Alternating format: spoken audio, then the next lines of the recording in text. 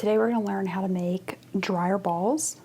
These are felted balls of wool that you can put in your dryer to essentially replace a dryer sheet.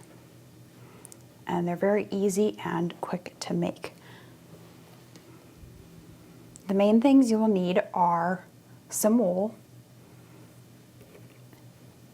needle felting needles. These are steel needles with barbed tips. You will also need some kind of fabric tubing, or you can use old tights or pantyhose as well.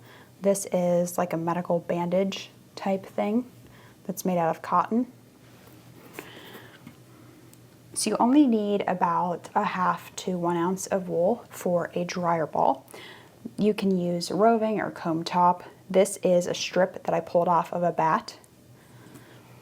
So you're going to take your strip of wool and start by tying it in a knot.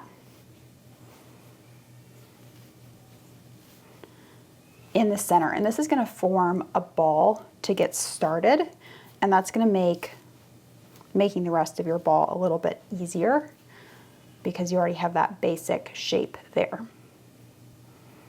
You're then going to take one end of the wool and wrap it around, making sure to keep it flat. And you're going to continue to wrap in that ball shape. Don't worry if it's not perfect because we're going to work with that later. And then once it's wrapped up, you're going to take your needle and first tack down that edge, but you're just going to repeatedly stab the needle into the wool.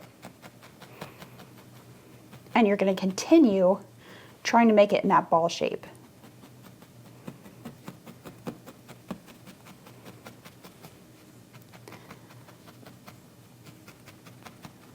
And it doesn't have to be super securely felted. We're just trying to get any of the loose wool tacked down and general ball shape. So once that's relatively tacked down, we're going to come over and take the other end of wool and do that same process. Again, doesn't have to be perfect.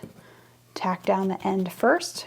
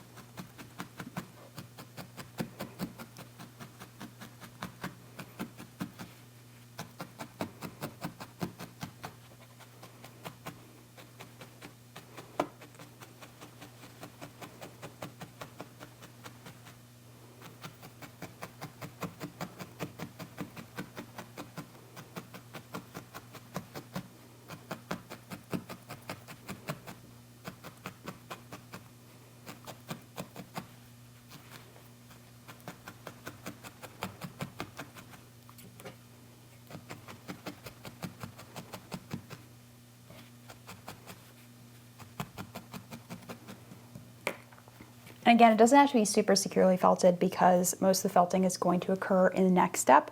So once it's all tacked down and it's roughly the size of about a tennis ball, we're going to go on to the next step, which is putting it in this tubing that I talked about before. And this is going to hold it securely when we're doing the next step of felting. And then we're going to put our next ball in.